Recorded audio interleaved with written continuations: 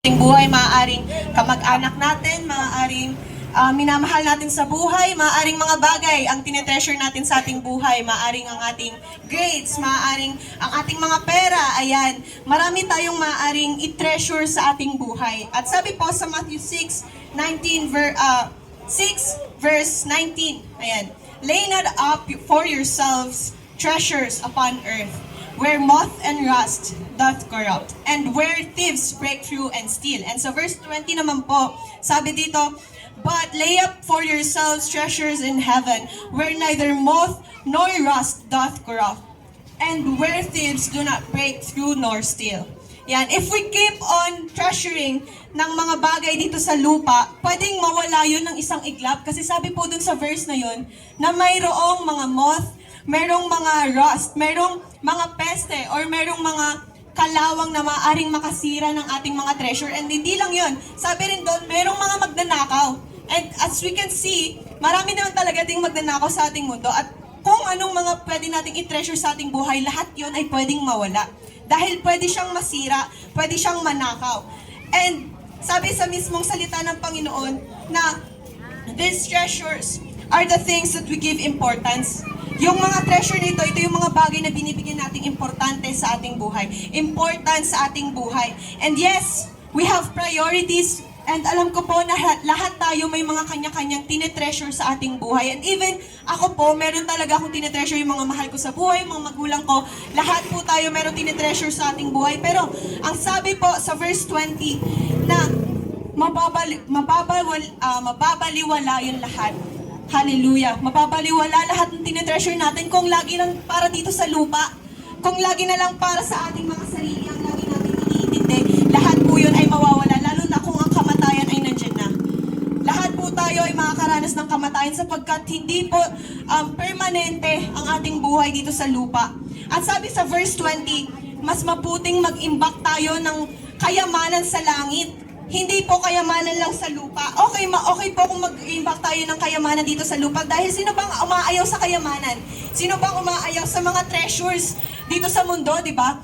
Pero hindi lang po ito ang buhay natin. Mayroon po tayong buhay na sa kabilang buhay. Hallelujah! Mayroon po tayong mga kaluluwa at sabi sa verse 20, mas maganda na mag-imbak tayo ng treasure sa langit. Paano natin gagawin yon? Buhay pa nga tayo eh. Paano tayo mag-imbak ng treasure sa langit? Dapat ba pumunta ako ng langit para makapaglagay ako ng treasure? Hindi po. Ang kasagutan po doon ay kailangan nating maglingkod at tanggapin ang ating Panginoong Jesus. Dahil yun po ang paraan ng pag-iimbak ng mga bagay sa langit. Yun po ang paraan kung paano tayo mag-iimbak ng treasure na meron sa langit. At hindi lang yun. Dahil ang treasure na ilalagay or iiimbak natin sa langit ay permanente. Doon po ay walang sisira. Dahil sabi sa verse 20 ulit na, ayan, where neither moth nor rust, walang peste o walang kalawang, walang maninira doon sa langit, at wala ding mga magnanakaw na pwedeng magnakaw ng mga treasure natin. Paano tayo makakapag-ipon ng treasure? Sa papamagitan ng pagtanggap at paglingkod sa ating Panginoon. Ang simpleng pagtanggap sa ating Panginoon ay isa ng hakbang sa pag-iimbak ng kayamanan sa langit. Masigit po ang katumbas ng kayamanan na mayroon sa langit kumpara sa kayamanang meron dito sa lupa. Dahil kung namatay tayo, anong silbi ng perang inimbak natin dito? Ang mapag-iiwanan lang po nun ay yung mga taong naiwan dito, pero tayo sa sarili natin, wala tayong madadala sa kabilang buhay. At hindi lang yun. Dahil sa kabilang buhay, merong eternal life at merong eternal death. Dalawa lang po yun. Hallelujah. Sa pamamagitan ng pagtanggap sa ating Panginoon at paglingkod sa Kanya ay nag-iimbak na tayo ng treasure sa langit. Pero ang unang requirement sa paglilingkod sa ating Panginoon ay ang pagtanggap sa Panginoong Jesus. Yun po ang unang-unang hakbang na kailangan nating gawin upang tayo po ay magkaroon ng kaligtasan. Saang kaligtasan? Hindi naman ako nanganganib. Saang kaligtasan? Kaligtasan mula sa kasalanan, mula sa impyerno at mula sa kamatayan. Dahil kung sasabihin po natin na ligtas tayo kasi okay naman ako, safe naman ako, hindi naman ako nasasaktan, tanungin po natin kung paano yung mga spiritual na buhay natin. Dahil hindi lang po physical ang dapat nating binibigyan ng tuon o ng pansin. Dahil meron po tayong spiritual na buhay na sa suffer or maaaring magkaroon ng buhay na walang hanggan, depende po sa kung anong desisyon na gagawin natin. Anong kaligtasan? Kaligtasan mula sa kamatayan. Dahil sabi sa salita ng Panginoon na lahat ay nagkakasala. Totoo po yan. Dahil kahit kami po ay nagkakasala. At sabi rin po yan sa salita ng ating Panginoon sa Romans 3:23. For all have sins. For all. Lahat po tayo ay nagkaroon ng kasalanan. Hallelujah! Wala pong exception kahit pa ikaw yung pinakamataas na posisyon sa simbahan, kahit ikaw pa yung taga-shake hands lang, lahat po tayo ay hindi exempted sa kasalanan. For all have sinned and come short of the glory of God. Lahat tayo ay nagkukulang. At kapalit ng mga kasalanang ito ay kamatayan dahil sabi naman sa Romans 6:23, for the wages of sin is death. Ang kapalit po ng kasalanan ay kamatayan. At totoo po yan. Totoo po yan sa Old Testament. Hallelujah! Lahat po tayo ay mamamatay kung tayo po ay namumuhay sa ating mga kasalanan. Pero, hallelujah, sa Romans 6:23 ay may kadugtong po. Ang sabi dito, but the gift of God is eternal life through Jesus our Lord. In order for us to store treasure sa heaven, in order for us na makapaglingkod sa ating Panginoon, ay kailangan nating tanggapin ang regalo na ibinigay sa atin ng Panginoon. Regalo na kaligtasan mula sa kamatayan. And it's up to us if tatanggapin natin yun dahil iyon ay isang regalo. Libre po ang regalo na ibinigay ng Panginoon pero hindi po siya mura. Libre pong ibinigay sa atin ang kaligtasan pero hindi po siya mura dahil marami pong pinagdaanan ng ating Panginoong Jesus para lang po maibigay sa atin ang kaligtasan. Pinako siya sa krus at hindi lang yon dahil bago pa siya ipako sa krus, marami siyang pinagdaanan na paghihirap, pagbubugbog at pagkukutsa ng mga tao. At kung iisipin natin yon para sa sarili natin, para tayo maligtas, grabe yung pagmamahal ng Panginoon sa atin. Hallelujah! Lahat ng bagay po dito ay temporary lang. Even our lives are not permanent. Kasi nga po, merong kamatayan. Lahat tayo ay hahantong sa kamatayan. Merong mga bata na namamatay agad ng pagkasilang. Merong mga bata na hindi umaabot ng 5 taon. Merong mga tao na hindi umaabot ng senior. Merong mga tao na kahit sobrang tanda na hanggang 90, hanggang 99, pero in the end, they're going to die. Kasi merong death, merong kamatayan tayong dapat harapin at lahat tayo ay hindi makakaiwas doon. We don't know when and where tayo maabutan ng due date sa ating buhay. So now, na mayroon tayong chance to accept Jesus, let us accept Him and serve Him as our Lord and Savior. And in that way, store tayo ng maraming treasure sa kalangitan at dahil doon, hindi mananakaw at hindi masisira ng kahit sinong kaaway ang kayamanang nandun sa langit. At higit pa sa mga inaakala natin ang makikita natin doon. Hindi ko rin po alam, pero ang sabi po sa salita ng Panginoon na puro saya, puro kasiyahan, pagmamahalang mayroon sa langit. And it's up to us po talaga kung tatanggapin natin ang ating Panginoon. Pero hindi lang po yun. Hindi lang po ang kamatayan ang hindi natin alam kung paano mangyayari. Kundi pati na rin po ang second coming ng ating Panginoong Jesus. Meron pong second coming na tinatawag dahil pangalawang beses na babalik ang ating Panginoong Jesus at kanyang isasama ang kanyang mga lingkod at ang mga taong tumanggap sa kanya. Hallelujah! Tulad ng ating kamatayan, hindi rin natin alam kung kailan babalik ang Panginoong Jesus. At sabi rin sa kanyang salita na kahit si Panginoong Jesus mismo ay hindi alam kung kailan siya babalik. At tanging ang ating Panginoong Ama lamang nakakaalam kung kailan ito. Hallelujah! Hallelujah! Sa pagbalik po ng ating Panginoong Jesus, hindi man po natin alam pero magkakaroon daw ng mga sinyales. Magkakaroon ng sinyales na pabalik na ang ating Panginoon and I believe na lahat ng sinyales na ito ay nakikita na po natin. Hallelujah! Sa book po ng Mark chapter 13, dito po makikita ang signs of end times. Mga senyales na malapit nang bumalik ang ating Panginoon. Mark 13 verses 5 to 8. Maraming magsasabi na sila si Jesus at magkakaloko ng marami. Yun po ang unang mangyayari. Yun ang unang senyales na palapit nang bumalik ang ating Panginoong Jesus. At malalaman po natin yan at makikita natin yan sa ating lugar. Sa ating bansa dahil marami nagsasabi na sila si Jesus. Kahit hindi naman sila ang binigay daw na bugtong na anak ng ating Panginoon, which is hindi. Hindi po sila totoo at hindi dapat tayong maniwala sa kanila. At ang sabi din doon na makakaloko sila ng marami. Ang daming naniniwala. Ang daming naniniwala na sila daw si Jesus, na kapag may isang taong nagsabi na sila daw si Jesus, marami ding maniniwala. Which is dapat hindi. Dahil hindi pa po bumabalik ang ating Panginoon. Isa lamang po yung sinyales. Hallelujah. Isa lamang yung tactic ng kaaway upang tayo ay mahiwalay sa kung anong dapat nating paniwalaan. Sumunod ay mga rumors of wars. Nation against nation. Kingdom against kingdom. Earthquakes. Famines. These are all the signs na marapit na pong bumalik ang ating Panginoong Jesus. At totoo po iyan. Dahil nakikita natin na marami ng gerang nangyayari sa ating mundo. Hallelujah. Ang ating Pilipinas ay patuloy nakikipaglaban sa China. Hallelujah.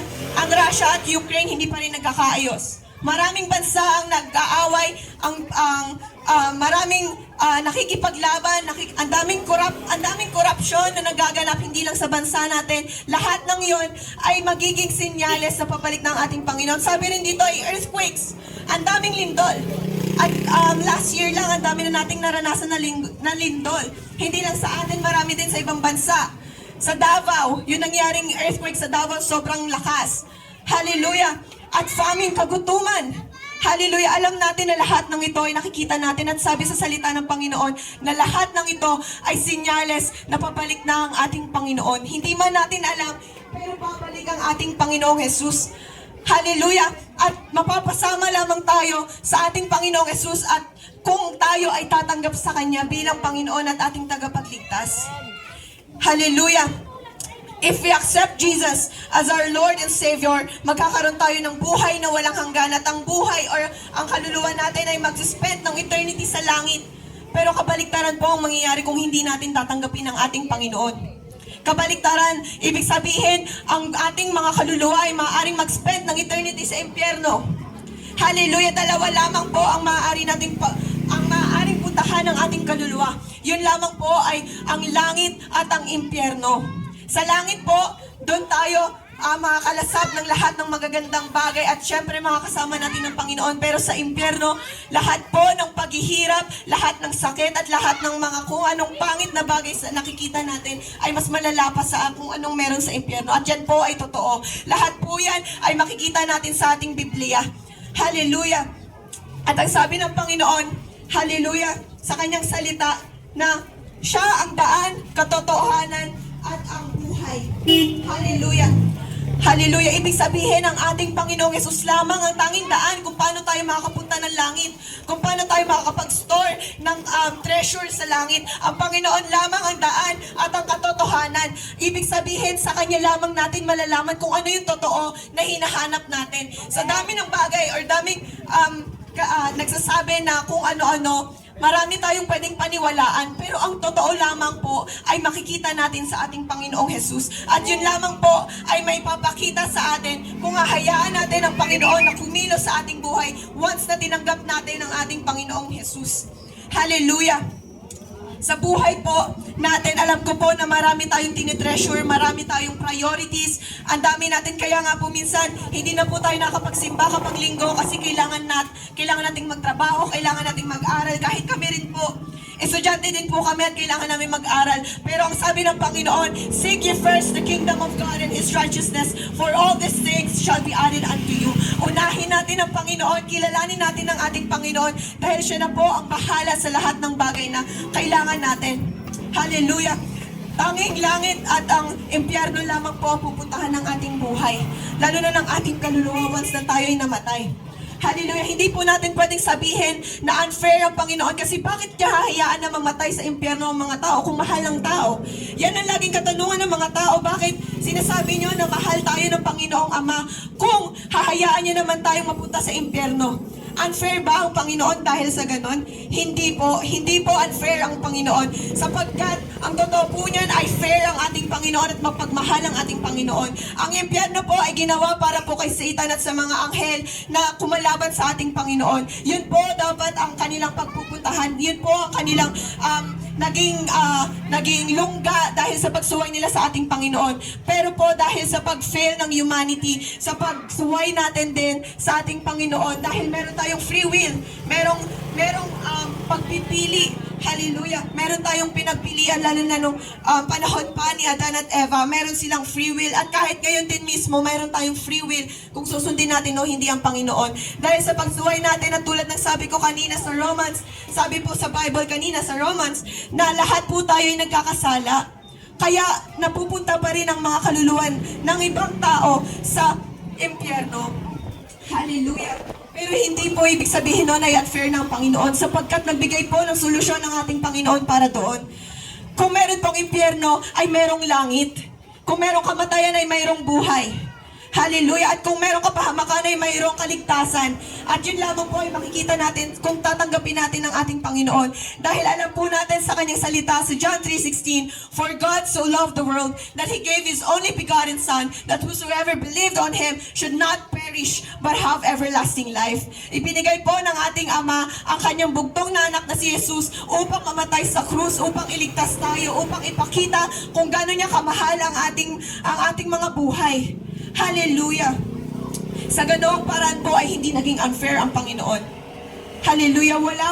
Hindi po unfair ang ating Panginoon dahil yun lamang po ay ang consequences ng ating mga aksyon at pagpipili at desisyon. Hallelujah. Meron po tayong desisyon kung pipiliin ba natin ang ating Panginoon. Pero tandaan po natin na lahat ng desisyon natin ay mayroong consequence. Kahit naman po dito sa atin, sa buhay po natin ngayon, lahat ng pagpipilian mo ay mayroong consequences. Pipili ka kung papasok ka o hindi. Kung hindi ka papasok, wala kang sweldo. Wala kang grades, hindi mataas yung grades mo. Pero kung papasok ka, meron kang grades, mataas yung grades mo, meron kang sweldo. Ganon din po ang ginawa ng Panginoon. Dahil fair po ang Panginoon, balance po ang Panginoon. Hallelujah. At syempre, mas malaki po ang pagmamahal ng Panginoon sa ating mga buhay. Kung kaya't binigay niya po si Jesus sa ating mga buhay. Kung kaya't kailangan nating tanggapin ang ating Panginoong Jesus upang tayo makapag-imbak ng kayamanan sa langit. Dahil yon ay ang mas mahalagang bagay kumpara sa mga bagay na pinagbibigyan natin ng tuon dito sa lupa. Sapagkat ang mga bagay dito sa lupa ay mga temporary lamang po at wala tayong magagawa sa mga pinag-store natin dito kung lahat ng yon ay wala namang silbi pag tayo ay namatay.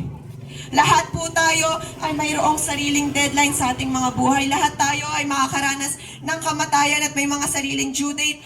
Pero hanggat hindi pa po tayo, hanggat may hininga pa tayo, hanggat may buhay pa tayo, piliin po natin ang ating Panginoong Jesus. Panginoong Jesus na po ang kumakatok sa ating mga puso. At sinabi niya rin po yan sa kanyang salita na ang Panginoong Jesus ang pumipili sa atin at hindi tayo ang pumipili sa Panginoon. In fact, maraming beses nating tinatanggihan ng Panginoon. Pero ang Panginoon ay patuloy na nangangatok sa ating mga puso na kailangan natin siyang tanggapin at kilalanin upang tayo ay maligtas sa kamatayan. Hallelujah. Hallelujah. Marami po sa atin na nabibigatan. Pwede po tayong lumapit sa ating Panginoong Jesus sapagkat sabi sa kanyang salita na kung sino nabibigatan, hallelujah, ibibigay niya ng comfort. Kung sino mang nagkaka-anxiety or nasa-stress, ibigay natin sa Panginoon dahil sabi niya rin yung sa kanyang salita na i-cast natin lahat ng anxiety natin sa Kanya. Gusto natin yumaman, pwede natin hingin yun sa Panginoon. Gusto natin maglingkod sa Panginoon, kailangan nating lumapit sa Panginoon. Gusto natin na magkaroon ng kayamanan sa langit, kailangan nating maglingkod sa Panginoon. Pero ang lahat ng yan ay mangyayari lamang kung tatanggapin natin si Panginoong Jesus sa ating mga buhay. Kung bubuksan natin ang ating mga puso at tatanggapin ang ating Panginoon, bibigyan siya ng susi sa bawat kwarto ng ating mga puso. Makakakilos ng maayos ang ating Panginoon at kayang-kaya niyang gawin o kayang-kaya niyang baguhin ang ating mga buhay.